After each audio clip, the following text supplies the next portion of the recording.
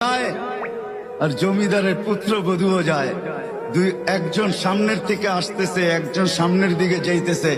দুইজনের ক্রসিং এর সময় ভিক্ষুকের গায়ের কাদা জমিদারের পুত্রবধূর গায়ে লেগে গেছে। সে দুনিয়া আন্ধার করে ফেলছে, স্বামীকে ডাইকা নিয়ে আসছে, বলছে ভিক্ষুক আমার কাপড় নষ্ট করে দিছে। সে শুধু ভিক্ষুক ছিল না, বৃদ্ধ ছিল।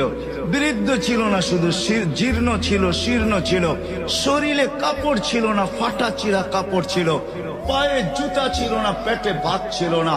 জমিদারের পুত্র সইতে পারে নাই, যৌবনী শক্তি সয়তো সয় কি কইরা তার স্ত্রীর গায়ে ভিক্ষুকের কাদা, বস সমগ্র শক্তিকে হাতে জমা করা একত্র করে বৃদ্ধের গালে বসায়।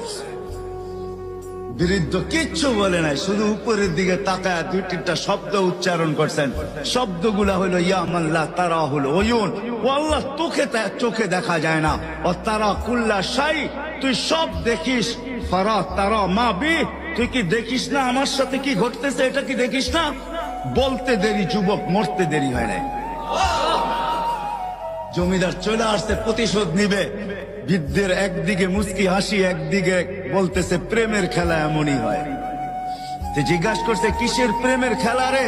বলছে ওর প্রেমিকার গায়ে আমার কাদা লাগছে, পায়ের কাদা লাগছে, ও সইতে পারে নাই, যৌবনী শক্তি দিয়ে আমার বৃদ্ধ গালে বসায় দিছে। আমাকেও একজন ভালোবাসে, সেও সইতে পারে না, সেও সইতে পারে না। ও তো থাপ্পড় দিয়া খ্যান করছে, জান নিয়ে নিছে, জান।